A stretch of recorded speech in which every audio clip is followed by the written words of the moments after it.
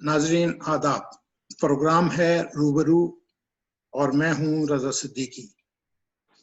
और हमारे आज के प्रोग्राम के मेहमान हैं फारिस मुगल। फारिस मुगल बलूचिस्तान से ताल्लुक़ रखते हैं। वहाँ के अदब का एक बड़ा नाम, शायर हैं, फिक्शन निगार हैं, नावल निगार हैं, अखबारात में कालम लिखते हैं। तज्जियाती कालम उनकी शोहरत का सबब भी हैं। रेडियो के लिए अफसाने लिखते रहे हैं। 2012 में उनका पहला नावल हम जान शाया हुआ।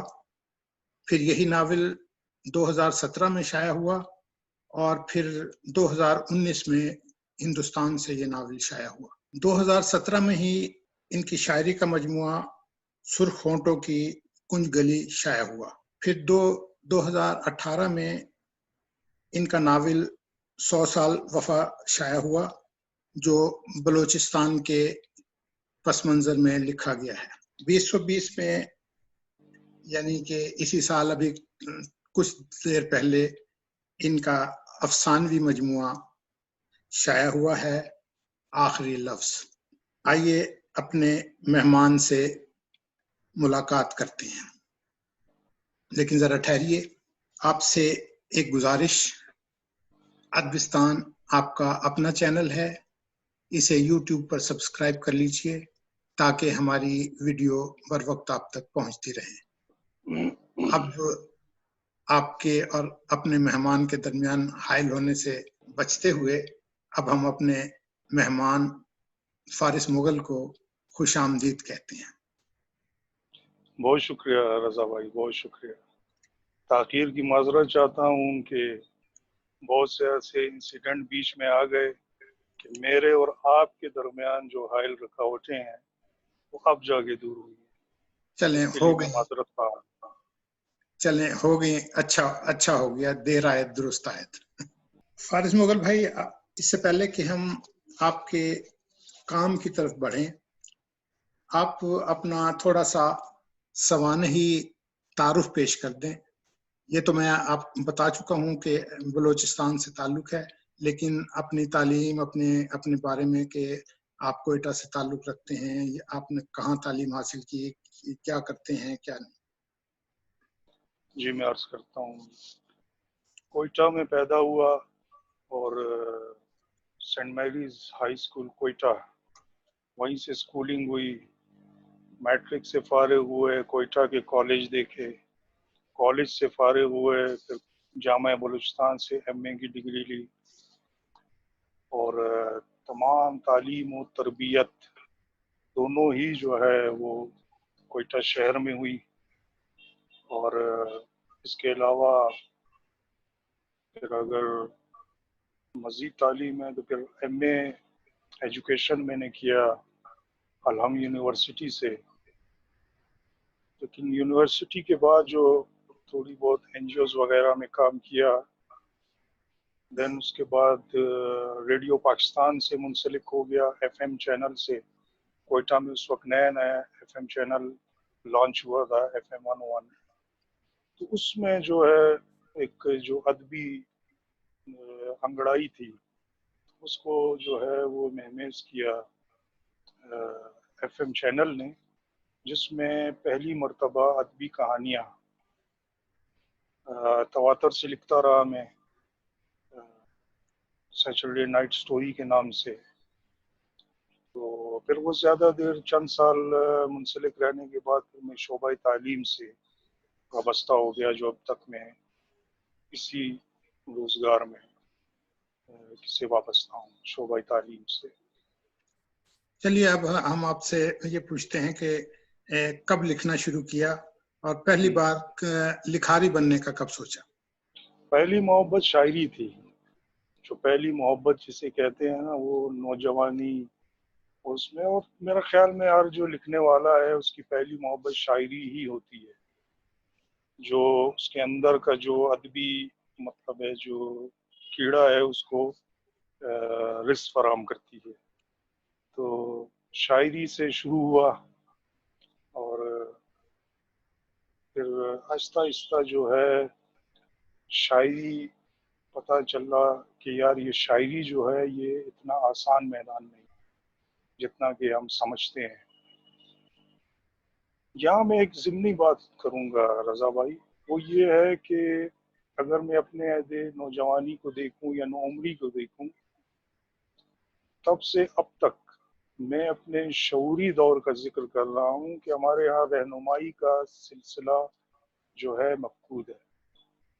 کوئی رہنما ہمیں نہیں ملتا کہ یار تمہارے اندر جو جوہر ہے وہ کس سمت اشارہ کر رہا ہے، اس کی چمک میں کیا ہے، وہ کہاں جا کر چمکے گا.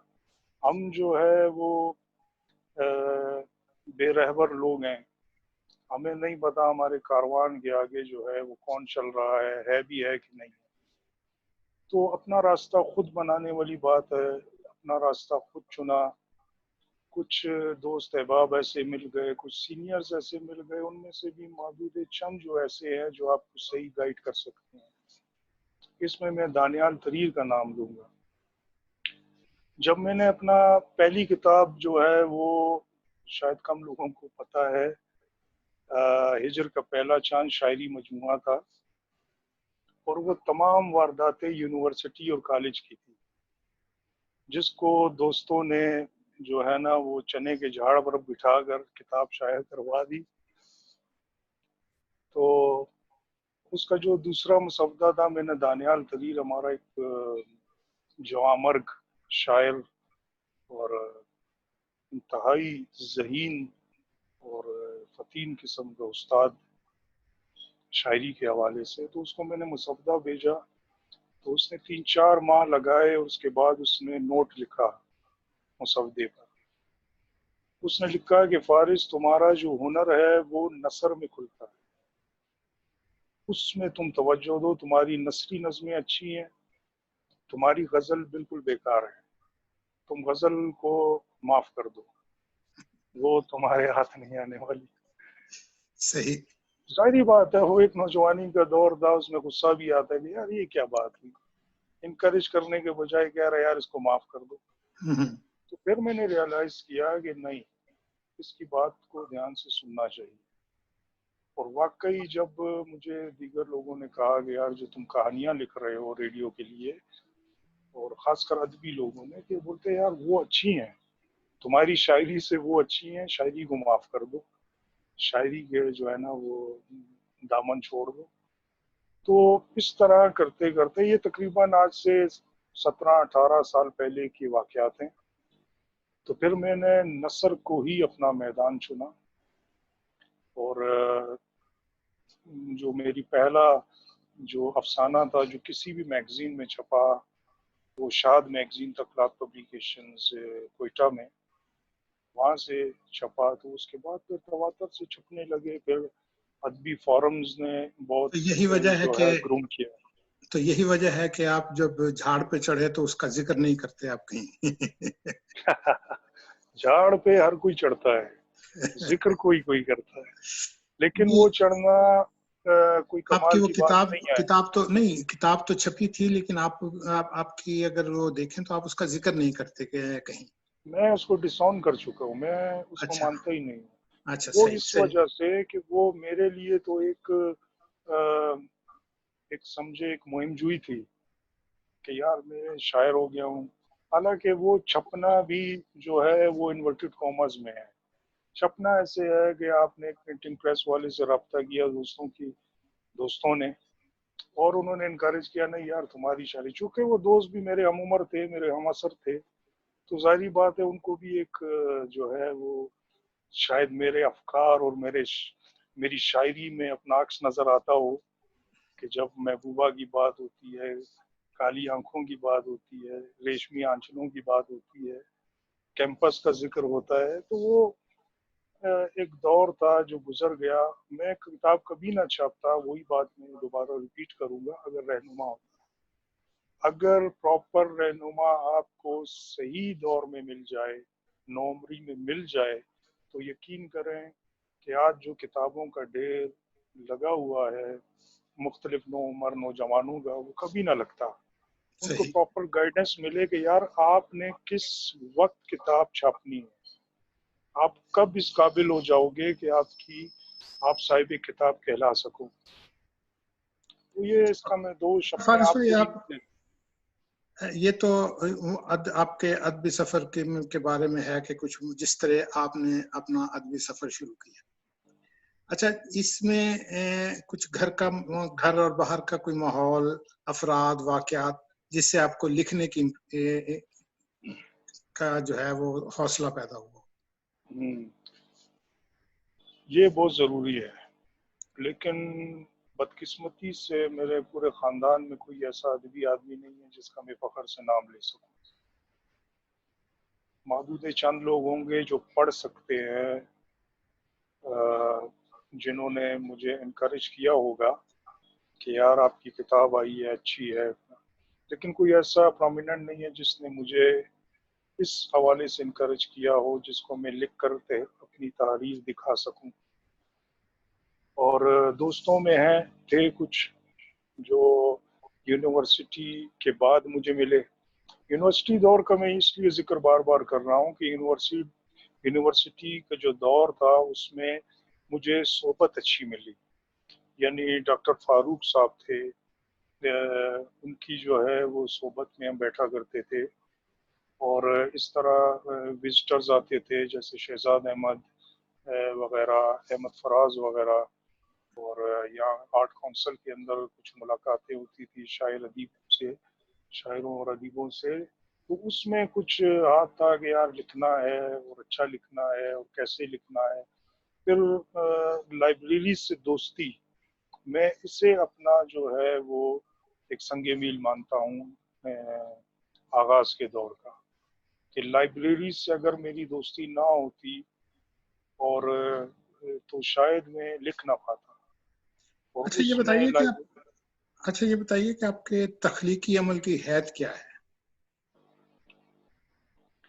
देखें, तख्लीकी अमल जो है उसमें आपको समझ नहीं आती कि आप क्या लिखना चाह रहे हैं।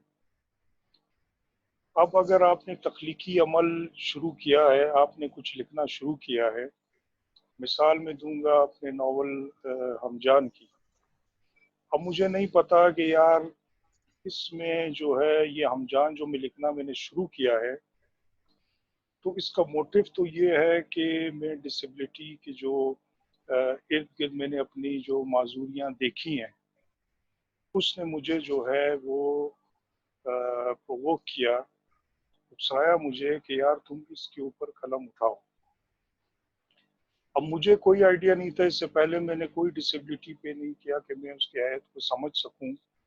मुझे असलूब के बारे में भी नहीं पता था कि तर्ज निगारिश क्या होगी कि इसको मैं जो है ना किसी नावल के अंदर डाल सकूं। तो वो अपना खुद जो है वो डिसाइड करता है जब आप लिखना शुरू करते हैं। अदरवाइज आप ये नहीं कह सकते कि मैं फलां चीज शुरू कर रहा हूँ, इस एंड पे मैं ख़त्म करूँगा। ये तमाम जो किताबी बातें हैं, ये एक तख्लीककार के लिए बेमानी हो जाती हैं जब वो तख्लीक का अमल शुरू करता है। उसे नहीं पता कि उसने जो घोड़े अपने मैदान में छोड़े हैं वो उनको लेकर कहाँ जाएगा। यही। अच्छा, ये जो बाज अदीब जो हैं वो लिखने के लिए मूड बनाते हैं, कोई पढ़ने लगता है पहले ताकि कंसंट्रेशन उसकी जो जो लिखना चाह रहा है उसके बारे में वो अपने ख्यालात को इज्तिमा कर सके। और कुछ लोग जो हैं वो बाज दफा बैठ के रिलैक्स होने के लिए फिल्म देखने बैठ जाते हैं, कुछ लोग जो हैं टहलना शुरू कर देते हैं। बहुत सारे अदीबों की ये खसूसियात बयान की जाती हैं। आप में भी इस तरह का मूड बनाने का कोई कंसेप्ट है कि या जिस वक्त दिल किया बैठ गए लिखना शुरू कर दिया? नहीं, मेरे अंदर ये मूड वाला कोई ऐसा सिस्टम, कोई ऐसा बटन नहीं है अच्छा। जिसको मैं दबाऊं और मूड मेरा बन जाए, या मूड बन गया तो मैं लिख रहा हूँ। नहीं, ऐसा नहीं है। मैं जब कोई काम शुरू करता हूँ तो फिर मैं उसके अंदर रहता हूँ। फिर मैं खाना खाते हुए भी जो है मेरे दिमाग में वो अफसाना या वो नावल या वो चीज़ घूम रही होती है, अपनी तख्लीक। मैं अगर इवन किसी से बात कर रहा हूँ फिर भी जो है वो दिमाग के अंदर रहती है। ایون اگر میں کوئی چیز دیکھ رہا ہوں پڑھ رہا ہوں تو میں اسی حوالے سے اسی تناظر میں پڑھوں گا جو میں لکھ رہا ہوں. میرے اندر کوئی ایسا نہیں ہے کہ میں جو ہے کسی ایونٹ میں گیا ہوں, شادی میں گیا ہوں تو اس کو پورا نہ ہوں پھر اس کو اپنا بٹن رات کو آن کروں اور لکھنا شروع کر دوں. ایسا میں تخلیق کر نہیں سکتا. میں یا تو شروع نہیں کرتا, اگر شروع کرتا ہوں تو پھر مکمل اس کے ساتھ زندگی بسر کرتا ہوں. اچھا, یہ جو اس میں ایک چیز کی تو بڑی اہمیت ہے کہ یہ اس میں ایک پوچھنا میں یہ چاہوں گا کہ آپ کے ہاں پورا خیال موجود ہوتا ہے, پوری کنسیپٹ موجود ہوتا ہے ناول کا, یا آپ کسی واقعے سے شروع کرتے ہیں اور پھر اس کے بعد کہانی آگے اس کو لے کے پڑتی ہے؟ تو اس کے لیے آپ کوئی نوٹس لیتے ہیں جو کچھ آپ بیان کرنا چاہ رہے ہیں اس میں, تو اس کے لیے کوئی نوٹس بناتے ہیں یا پھر اس میں کتا برید کرنے کا سلسلہ کچھ وہ آپ کا چلتا رہتا ہے, یا ایک گو میں لکھ لیتے ہیں پھر اس کے بعد جب مکمل ہو جاتا ہے تو پھر اس کے بعد اس کی تصحیح کا کام شروع کرتے ہیں؟ دیکھیں, ہر تخلیق کے پیچھے محرک ہے, آپ کو اکساتا ہے کہ آپ کیوں لکھ رہے ہیں. میں پہلا سوال یہی اپنے آپ سے کرتا ہوں, یہ میں افسانہ کیوں لکھ رہا ہوں, یہ ناول میں کس مقصد کے لیے لکھ رہا ہوں. اگر میرے ہاں مقصد نہیں ہے تو میں نہیں لکھتا. اگر مجھے کوئی یہ کہے کہ فلاں واقعہ ہوا ہے فلاں, تو اس کے اندر اگر مجھے کوئی مقصد نظر نہیں آئے گا میں کبھی اس پہ قلم نہیں اٹھاؤں گا. آپ نے ناول کا ذکر کیا, تو ناول چونکہ آپ پوری ایک زندگی کو بیان کر رہے ہوتے ہیں اس اسپیسیفک ٹائم پیریڈ کے اندر, اس ایک فریم کے اندر, تو ناول جیسے میں نے آپ سے ہمجان کا ذکر کیا یا میرا 100 سال وفا ہے, ان دونوں کے تھیم مختلف ہیں, ان دونوں کے موضوعات مختلف ہیں, ان دونوں کے محرکات مختلف ہیں. ہمجان کا میں نے آپ کو محرک بتا دیا کہ اس نوع کا ناول اردو لٹریچر میں نہیں لکھا گیا, جو مکمل طور پر معذوری اور ڈسیبلٹی پر بیس کرتا ہے, اس کے ایشو کو ایڈریس کرتا ہے. تو ظاہری بات ہے وہ پھر میرا اپنا اسلوب ہے کہ میں کس اینگل سے آپ کو دکھانا چاہ رہا ہوں. اسی طرح 100 سال وفا ہے, وہ بلوچستان کا ایشو ہے. اس بلوچستان کو میں نے کس نظر سے دیکھا, وہ ظاہری بات ہے آپ اگر کسی بھی رائٹر کو دنیا کے اٹھا کر دیکھیں تو اس کا نقطۂ نظر سے کہانی بیان ہوتی ہے. اس میں آپ کو جتنے بھی بیانیے ہیں اس کو آپ کو اپنے پوائنٹ آف ویو سے ایڈریس کرنا ہے. تو میں کوئی ایسا وہ چیز لکھنے سے مطلب گریز نہیں کرتا جس میں مجھے کوئی مقصد نظر آئے. جیسے ابھی میرے افسانوں کی کتاب آئی ہے, اس میں میں نے 20 افسانے چنے. حالانکہ میں نے افسانے بہت لکھے, شارٹ سٹوریز میری بہت ہیں, مائکروز بہت ہیں, فریش فکشن بہت ہے, لیکن وہ 20 افسانے ایسے ہیں جن کے ایک سے دوسرے کا موضوع جدا ہے, اور وہ موضوعات ایسے ہیں میرے خیال میں فکشن جو اردو فکشن ہے اس کو ذرا عالمی رسائی کا جو ہے وہ درک ہوا ہونا چاہیے. ہم نے بہت علاقائی دہی اس پہ بہت لکھ دیا, ہم نے فسادات 1947 پہ بہت لکھ دیا, ہم نے اور بہت سارے, لیکن اب تھوڑا سا ایڈریس کرنا ہے جو کہ 21 سینچری کے موضوعات ہیں, جیسے جنگ و جدل ہے, جس طرح آپ کی دہشت گردی ہے, جس طرح افلاس اور بھوک کا نیا جو ہے آپ کے سامنے ایک موضوعات ابھر کے آئے ہیں جن کا تعلق آپ کی زمین سے نہیں ہے, جس کا تعلق گلوبلی ہے, جو آپ کی معیشت کو کنٹرول کر رہے ہیں. ان کٹ پتلی ہاتھوں پہ لکھنے کی ضرورت ہے. تو آپ نے جو یہ ناول لکھا ہے 100 سال وفا, وہ تو غالباً اسی حوالے سے ہے, اور جی اور یہ چونکہ آپ کا اپنا لوکیل ہے اس لیے آپ نے اس کو بھرپور انداز میں جو ہے اس کا بیان کیا ہے. جی. اچھا, یہ بتائیے کہ ناول آپ کے لیے کیا ہے؟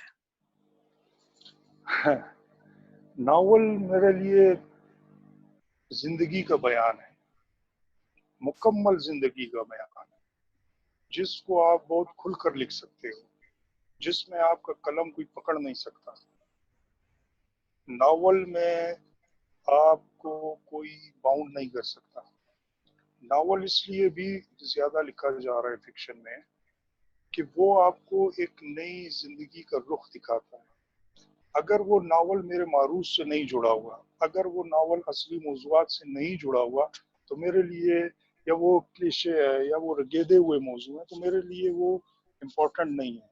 مجھے آج کا اصلی موضوعات پہ لکھا ہوا ناول چاہیے جو مجھے یہ بتا سکے کہ میرے ارد گرد گلوبلی کیا ہو رہا ہے. اگر وہ وہاں پہ ایڈریس نہیں کر رہا اور وہ مطلب میری پیاس نہیں بجھا رہا، تو میرے لحاظ سے میرے نقطۂ نظر سے ایسا ناول مجھے جو ہے وہ پسند نہیں آئے گا. کم از کم کہ آپ وہی جنسی موضوعات اٹھا لیں، آپ وہی پرانے جو ہے وہ سوشل مسائل اٹھا لیں جنہیں برتا جا چکا ہے. نہیں، مجھے آپ بتائیں کہ اس وقت عالمی سطح پر کیا ہو رہا ہے، اس وقت جو عالمی موضوعات ہیں اس کا عکس میرے وطن میں، میری زمین پر کیسے دیکھا جا رہا ہے. تو اس قسم کے موضوعات کو میں چھیڑتا بھی ہوں، لکھتا بھی ہوں. نہیں، وہ تو آپ کے میں نے دونوں ناول پڑھے ہیں، تو اس میں تو ظاہر ہے کہ وہ اسی انداز میں لکھے جانے چاہیے تھے. اور ابھی بھی جو ہمارے مختلف مسائل ہیں جو پاکستان کو درپیش ہیں، اس میں بہت کم لکھا گیا ہے، بلکہ نہ لکھا جانے کے برابر لکھا گیا ہے. بالکل. اچھا، یہ بتائیے کہ ناول کہانی سے تو بہت مختلف چیز ہے. ناول میں وہ کون سے عناصر ہیں جو اتنی طوالت کے باوجود قاری کو اپنی گرپ میں رکھتے ہیں؟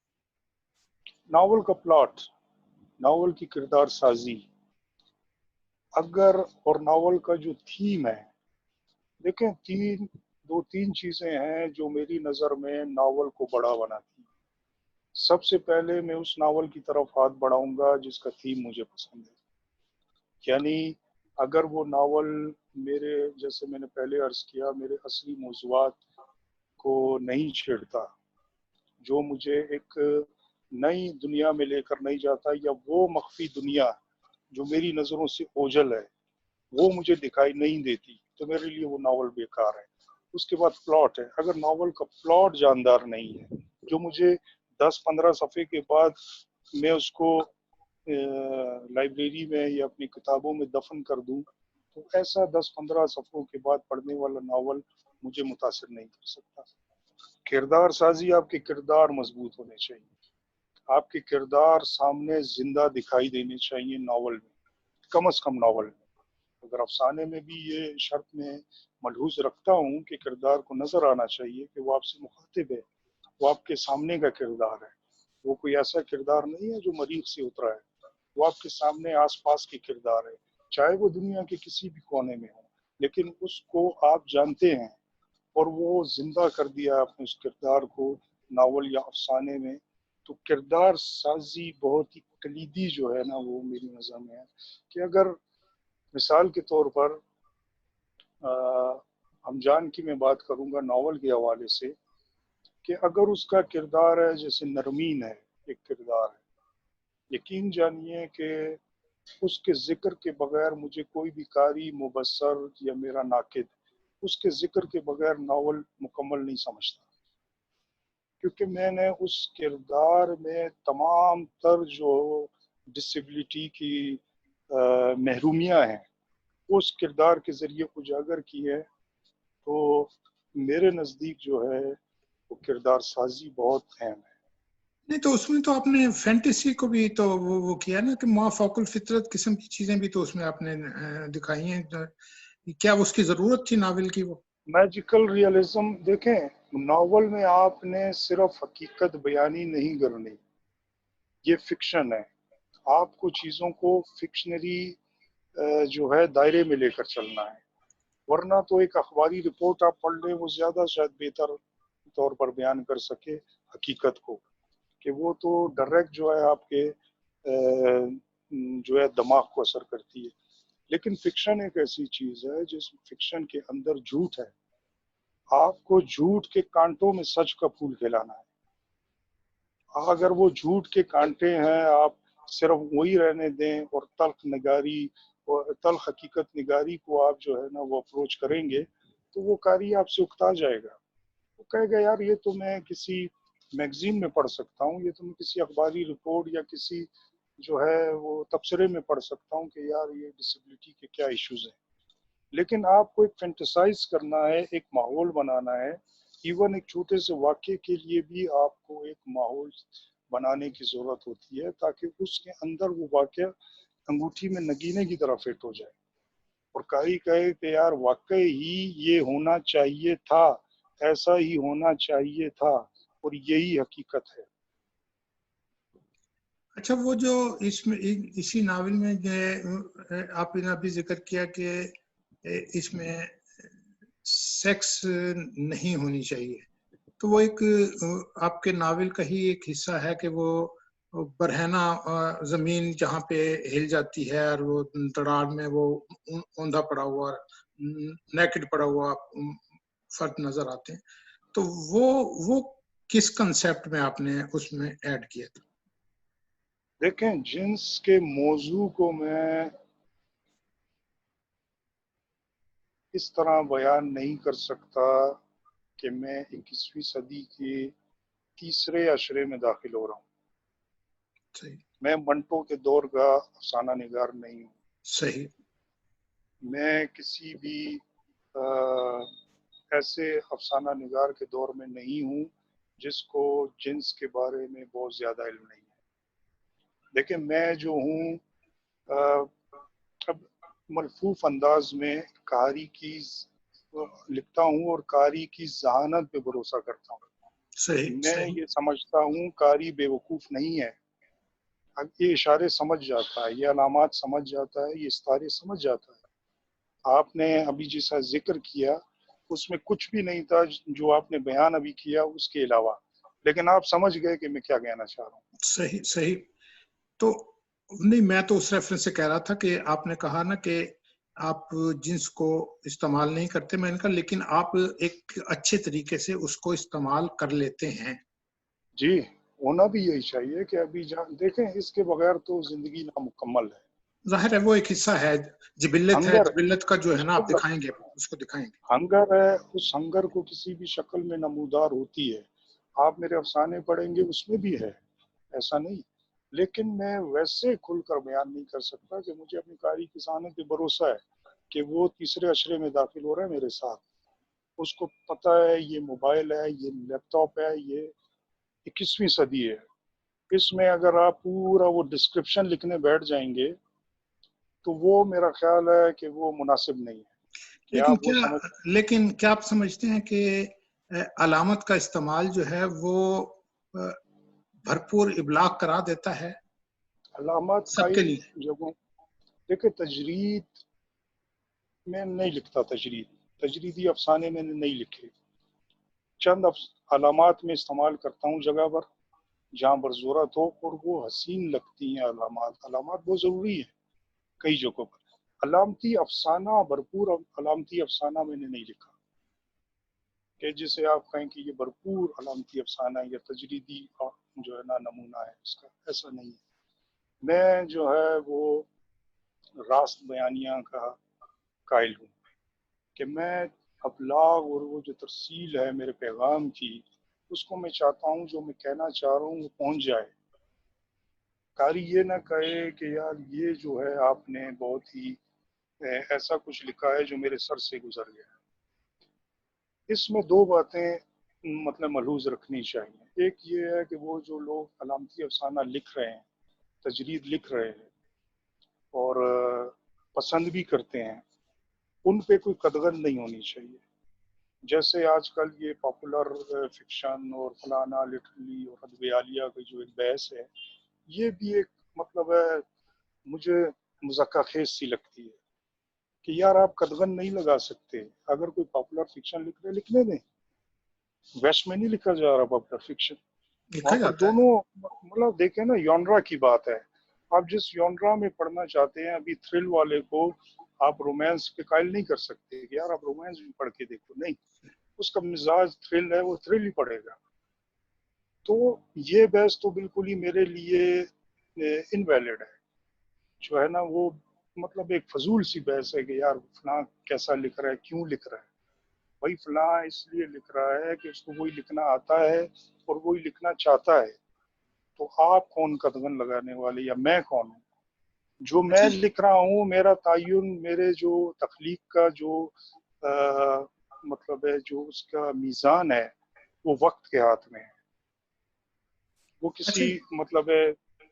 جی میں یہ پوچھنا چاہ رہا تھا کہ ایک جو آپ نے تو خیر اس طرح کا، آپ نے تو لوکیل کو دیکھا، اگر آپ بلوچستان کے پس منظر میں بھی لکھیں تو آپ آج کے رائٹر ہیں، تو اگر ماضی کا جو لوکیل ہے وہاں کا، اس میں اگر آپ لکھنے بیٹھیں کوئی چیز، تو کیا اسے لکھا جا سکتا ہے؟ آپ اس کے ساتھ انصاف کر سکیں کہ جو پرانی جو وہاں کی قدیم تہذیبیں ہیں، اگر آپ اس کو آج کے دور میں لکھنے بیٹھیں تو ہاؤ اٹ از پاسبل کہ آپ اسے اس پس منظر میں لکھ سکیں؟ تہذیبوں کا آپ نے ذکر کیا تو 100 سال وفا کا جو ابتدائیہ ہے وہ مہرگڑھ کی تہذیب سے شروع ہوتا ہے. ہمارے ہاں دیکھیں، تاریخ، بلوچستان کی تاریخ پر کتابیں لکھی گئی ہیں. فکشن میں مطلب ہے جیسے آغا گل صاحب ہیں، وہ بلوچستان پہ لکھتے ہیں، اسی طرح دیگر دوست بھی ہیں جو بلوچستان پہ لکھتے ہیں. لیکن جس تناظر میں آپ بات کر رہے ہیں کہ ماضی میں بیٹھ کر، تو بالکل لکھا جا سکتا ہے، کیوں نہیں لکھا جا سکتا؟ مطلب ہے اگر دیکھیں موہنجو داڑو، ہڑپا اور دیگر تہذیبوں پر لکھا جا سکتا ہے، یونانی جو ہے وہ اس کو، یا چائنیز جو ہے اساطیر کو جو ہے آپ فکشن کا حصہ بنا سکتے ہیں، تو وائی ناٹ بلوچستان؟ تو نہیں، میں یہ بلوچستان نہیں پہ کہہ رہا، میں یہ کہہ رہا ہوں کہ لکھا جا سکتا ہے، بالکل لکھا جا سکتا ہے، لیکن میں یہ کہہ رہا ہوں کہ وہ چیز جو آپ نے دیکھی نہیں ہوئی، اس کو امیجن کر کے آپ اس کو لکھ رہے ہیں، تو آپ اس کو کیا قاری کو یقین دلا سکیں گے کہ یہ کچھ تھا؟ یا آپ کے سوال کا جواب میں تاریخی حوالوں سے شروع کرتا ہوں کہ تاریخ کی کتابوں سے ہمیں جو معلوم تاریخ ہے دنیا کی معلوم ہوتی ہے نا. ہمارے پاس تو کوئی ذرائع نہیں ہے کتابوں کے سوا. آپ مجھے بتا دیں ہمارے پاس اور کیا ذرائع ہیں کہ جو تاریخی کتب کے علاوہ، جو سال بہ سال، قرن بہ قرن، صدی بہ صدی چلی آ رہی ہیں. نہیں، آپ ٹھیک کہہ رہے ہیں. تخیل جو ہے نا سر، جو فکشن نگار کا تخیل ہے وہ مضبوط ہوتا ہے. اگر تخیل کے آپ کے جو گھوڑے ہیں وہ آپ دوڑا نہیں سکتے ماضی میں، اور وہاں سے کوئی ایسا گھور نکال کے نہیں لا سکتے، تو آپ فکشن نگار ہی نہیں. جی، فکشن نگار کا کمال، فکشن میں یہی نگار کا کہنا چاہ کمال رہا تھا، یہی ہے. میں آپ سے یہی پوچھنا چاہ رہا تھا کہ ناول لکھتے ہوئے امیجنیشن کی کیا اہمیت ہے؟ یہی اہمیت ہے کہ جو تخلیق نگار ہے، جو تخلیق کار ہے، اس کا جو تخیل ہے وہ اتنا مضبوط ہونا چاہیے کہ وہ یہاں بیٹھا ہوا کسی بھی زمان و مکان، تاریخ، کسی بھی ملک کا جو ہے وہ سفر کر کے لوٹ سکتا ہے. جیسے مثال کے طور پر میرا یہ جو ابھی افسانوی مجموعہ آیا ہے، اس افسانوی مجموعے میں میرا ایک افسانہ ہے، چار چناری کا چوتھا چنار، جو سراسر کشمیر پر لکھا گیا ہے، اور انڈین کشمیر کی بات کر رہا ہوں. اس میں ڈل جھیل کا ذکر ہے، جس کے وسط کے اندر چار چناری کا ایک چھوٹا سا جزیرہ ہے، جس کے چار کونوں پر چار چنار ہیں. میں زندگی میں کبھی ڈل جھیل نہیں گیا، میں کبھی شکارے پر نہیں بیٹھا، میں نے کبھی ان کو چھو کر نہیں دیکھا ان درختوں کو، لیکن میں نے اپنے تخیل کے زور پہ پورا افسانہ لکھ دیا، اور اس کو میں پورا فکشنائز کر کے اور کہانی اس کے اندر پرو کے تو میں نے افسانہ بن دیا. تو تخیل اگر آپ کا جو ہے وہ مضبوط نہیں ہے، آپ چیزوں کو سرسری طور پر دیکھتے ہیں اور گزر جاتے ہیں، تو آپ تخلیق کار نہیں ہیں، آپ فکشن نگار نہیں بن سکتے. اگر آپ کوئی چیز دیکھ کر، کوئی امیج دیکھ کر رک جاتے ہیں، تب جو ہے وہ امیج آپ سے کلام کرتا ہے۔ صحیح صحیح۔ اچھا یہ بتائیے، آپ ناول میں مکالمے کے استعمال کو کتنی اہمیت دیتے ہیں؟ ڈپینڈ کرتا ہے سٹوری پہ، آپ کی کرداروں پہ۔ دوبارہ میں کردار نگاری پر آتا ہوں۔ اگر کردار آپ کے سٹوری کا تقاضا یہ کرتے ہیں، سٹوری یہ تقاضا کرتی ہے کہ آپ کے کردار کلام کریں، مکالمہ کریں، تو پھر وہ ناگزیر ہو جاتا ہے۔ پھر اس کو آپ جو ہے نا، وہ اگر نہیں کروائیں گے مکالمہ کرداروں کو، تو شاید قاری اس طرح سے آپ کا پیغام، دیکھیں کچھ باتیں ایسی ہوتی ہیں جو آپ کرداروں کے منہ سے کہلواتے ہیں، اور وہ اس کردار سے ریلیٹ کر کے قاری کے ذہن پر دو اچھا بن کر اثر کرتی ہے کہ یار یہ نہیں، یہ کردار کہہ رہا ہے۔ اگر کردار مضبوط ہے، میں دوبارہ کہتا ہوں، اگر آپ کا کردار مضبوط ہے تو وہ آپ کی فکر چینج کر دیتا ہے، وہ آپ کے افکار میں تغیر، آپ کے افکار میں طوفان برپا کر سکتا ہے۔ اور ایسا ہم نے کئی ماضی کے جو ہے نا وہ فکشن میں دیکھا ہے، جنہوں نے آپ کا جو ہے وہ دماغ پلٹ دیا، آپ کا انقلاب لے آئے آپ کی سوچ کے اندر۔ تو یہ تمام فکشن کا کمال ہے، کرداروں کا کمال ہے، ان کے منہ سے نکلے ہوئے مکالموں کا کردار ہے۔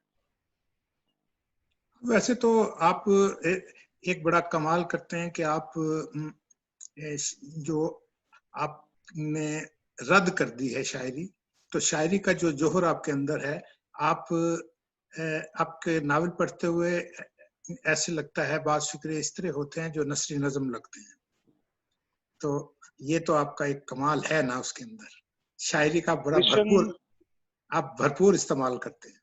کرشن چندر کی ابتدا رومانی افسانوں سے ہوئی، تو منظر نگاری کرشن کے ہاں باکمال ہے، وہ پینٹ کر دیتا ہے آپ کے سامنے پورا منظر۔ تو علی سردار جعفری نے کہا تھا کہ کرشن چندر جو ہے وہ نثر میں شاعری کرتا ہے، تو یہ اس کی خامی نہیں، کمال ہے کہ یہ آپ کے نہیں، سامنے منظر کھڑا کر دیتا ہے۔ میں خوبی کی بات کر رہا ہوں۔ ہاں، میں آپ کی اس کی بات نہیں کر رہا کہ خامی یا خوبی کی۔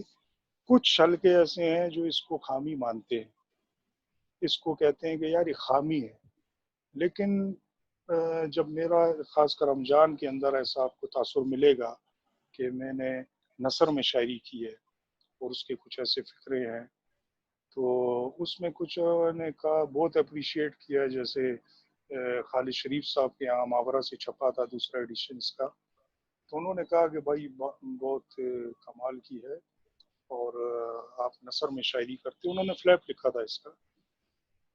تو مطلب ہے یہ بھی ایک ہے دیکھیے یہ استعمال ہوتا ہے، خامی۔ اور کیونکہ دیکھیے ایک حامد سراج مرحوم نے کی کتاب تھی میاں، جی، انہوں نے ماں کا جو نوحہ لکھا ہے، اس میں انہوں نے نثر اور شاعری کو مدغم کر کے جو خوبصورت چیز لکھی ہے، تو وہ اپنی مثال آپ ہے۔ تو شاعری کا استعمال جو ہے جب آپ کر لیتے ہیں، ویسے تو ماشاءاللہ آپ نے عطا شاد کی جو ڈائلاگس ہیں اس میں سے جو آپ نے یہ نکالا ہے نام اس کا 100 سال وفا کا، تو انہوں نے بھی تو یہی کہا تھا نا کہ میری زمین پر ایک کٹورے پانی کی قیمت 100 سال وفا ہے، آؤ ہم بھی پیاس بجھائیں اور زندگیوں کا سودا کر لیں۔ جی، عطا شاہ کی نظم ہے، نظم۔ تو یہ اس میں سے آپ نے اس کو اخذ کیا، تو یہ بھی تو بہرحال، اور پھر آگے آپ نے اس میں بہت سارے فکر اس طرح کے ہیں جو شاعری کی زمرے میں آ جاتے ہیں۔ اچھا چلیے اب نہیں، میں یہاں پر رضا بھائی، میں یہاں پر ایک تو ہے کہ بالکل آپ نے ٹھیک فرمایا کہ عطا شاہ کی نظم سے ہے، میں نے اس نظم کا حوالہ جو ہے بالکل ابتدا میں دیا، اور عطا شاہ ایک بہت بڑا نام पाकिस्तान का, बलूचिस्तान का शायरी के हवाले से एक बहुत बड़ा नाम, जी जी जिसको बिल्कुल। आज तक जो है नौजवान जो है वो उसका अताशात की पैरवी करना चाहता है कि मैं उसके रूप में लिख सकूं अताशात को। तो वाकई उसके मतलब अताशात की नज़म का से अखज़ किया गया था, उसका उन्वान 100 साल वफा। तो बाकी जो बात लैंग्वेज की है, तो जो आप नसरी उसका कह रहे हैं, देखिए लैंग्वेज इज़ अ टूल। आप मुझे बताएं ना, गार्शिया ने स्पेनिश में लिखा था तन्हाई के 100 साल। हरमन हेसे ने जो है जर्मन में लिखा था सिद्धार्थ।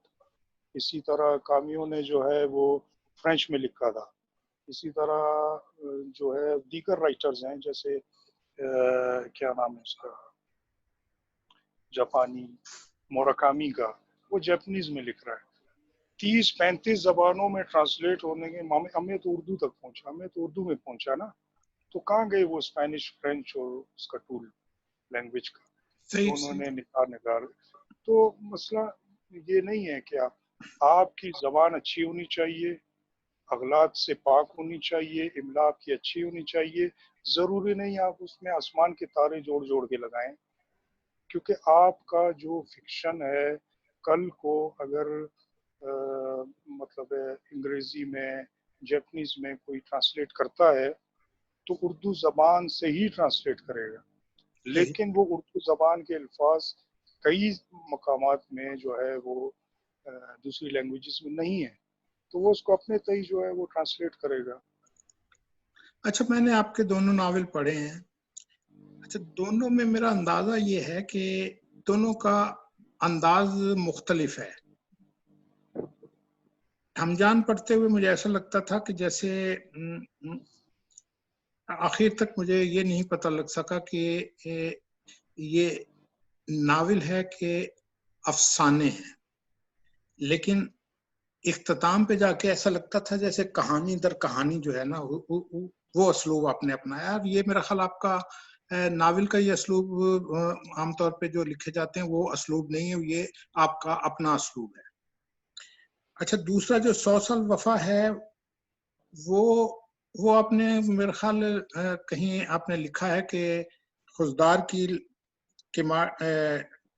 कबाड़िए की कबाड़ी, बोरी में ठुसी एक लाल सुर्ख डायरी जो शायद खून आलूद थी, किसी सहाफी की थी, उसे आपने नावल का रूप दिया। तो इसके ये क्या, ये वाकई ही ऐसा है या ये भी एक फैंटेसी ही है कि जी ये इस तरह की चीज को जो है डायरी की शक्ल में तो वो आपने लिखा है, लेकिन क्या ये एक हकीकत है जिसको आपने फसाना बना दिया? नहीं ये एक फसाना है जिसकी मैंने हकीकत बना दी। सही सही। तो रमजान के आपने जिक्र किया, इसकी जो टेक्निक है कहानी दर कहानी की या दो तवील अफसानों को, उसमें यह है कि जैसे मैंने बहुत शुरू में अर्ज किया था कि जब आप लिखना शुरू करते हैं तो आपको नहीं पता कि ये जो आपका कलम है और ये जो आपकी कहानी है, ये कहाँ तक आपको ले जा सकती है और किस किस मोड़ पर आपको ये जो है वो आपका हाथ थामेगी।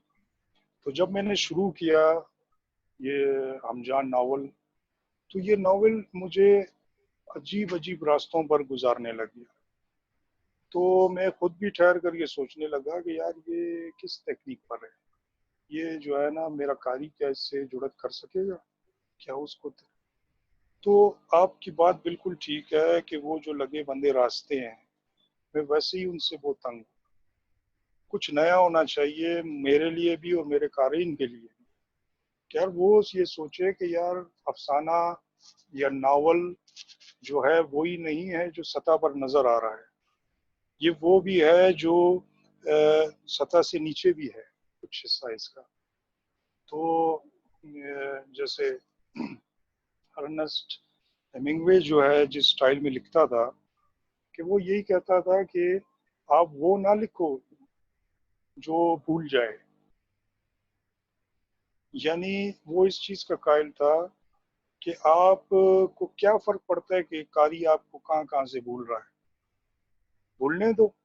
وہ جو بھول رہا ہے وہی کہانی کی اسٹرینتھ ہے، وہی کہانی کو مضبوط کر رہا ہے جو نہیں لکھا گیا. صحیح صحیح.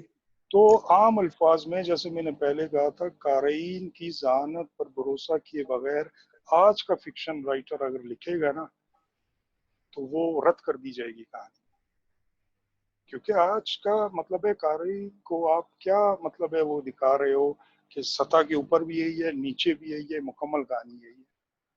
اس کو سوچ کا چارہ کیوں نہیں دے رہے کہ وہ سوچے، اور وہ سوچے جو آپ نے بھی نہیں سوچا. اور صحیح. یہ تبھی ممکن ہے جب آپ جو ہے نا وہ اسپیسز چھوڑیں گے.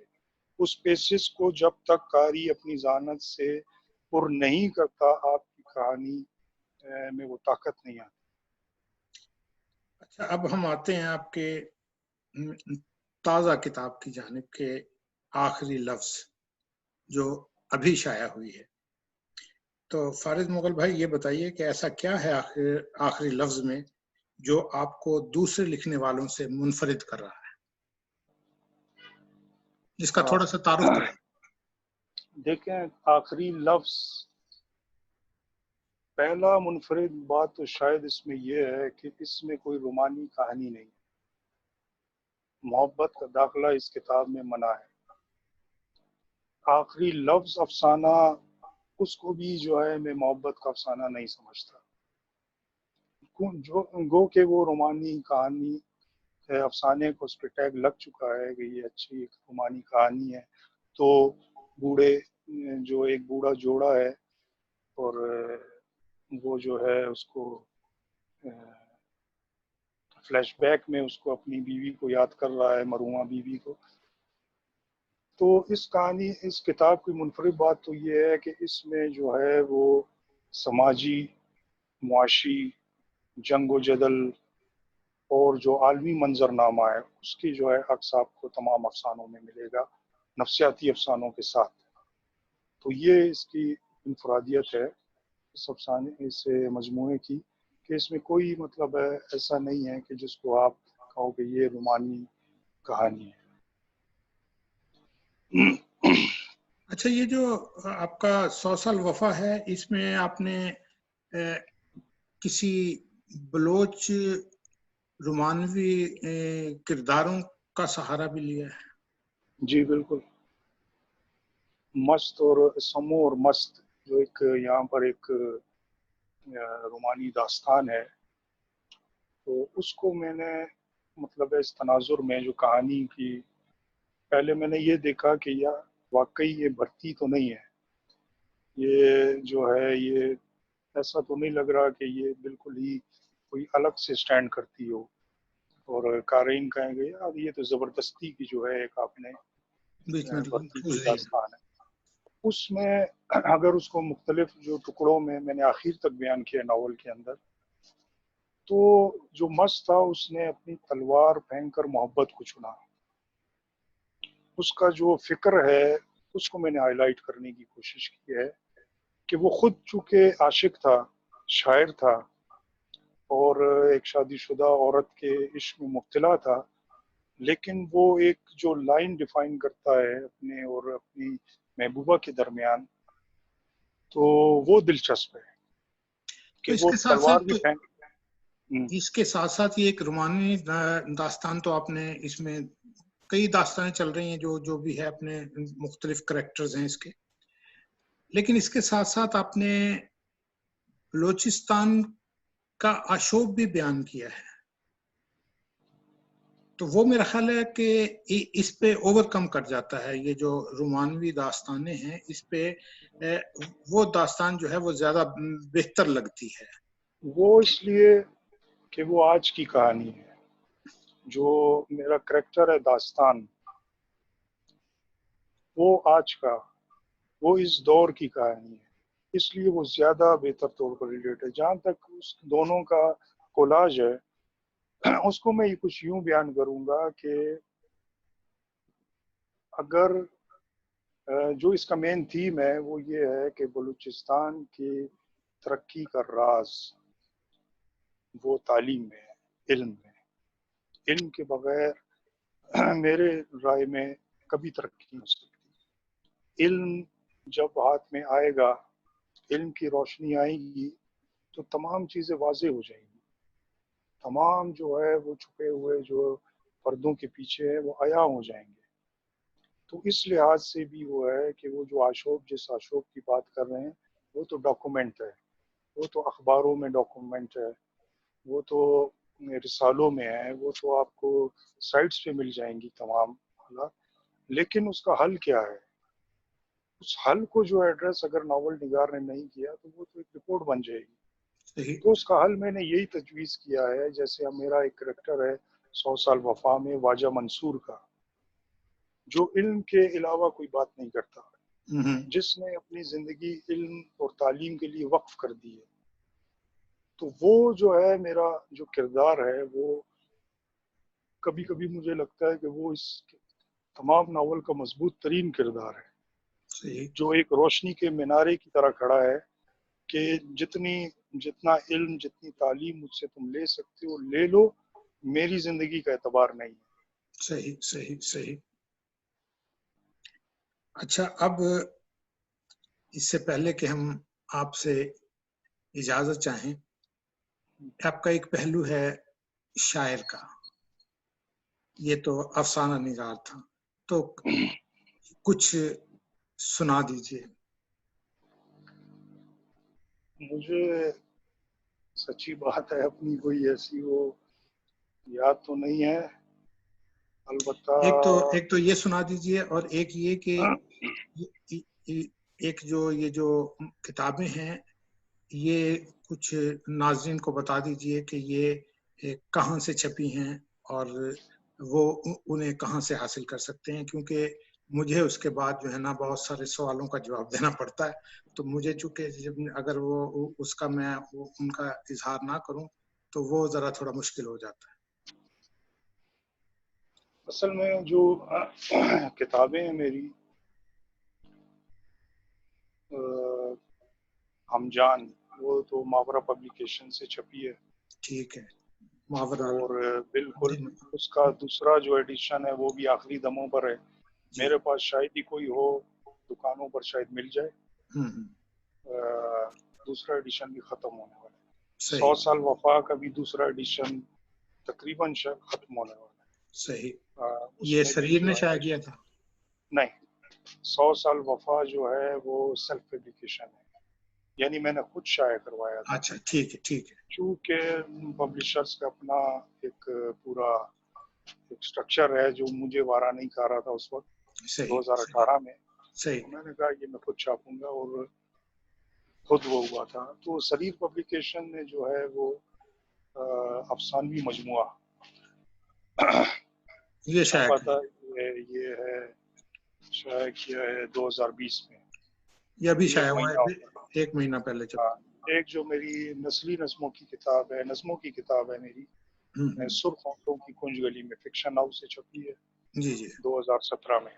فکشن ہاؤس میں. Fiction house.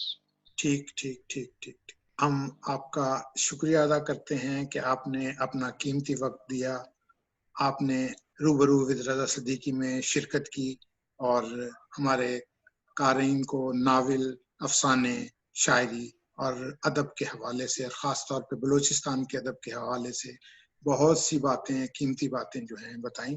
آپ کا بہت بہت شکریہ. آپ کا بہت بہت شکریہ رضا بھائی، آپ نے مجھے موقع دیا اور اس قابل سمجھا کہ میں انٹرویو دے سکتا ہوں.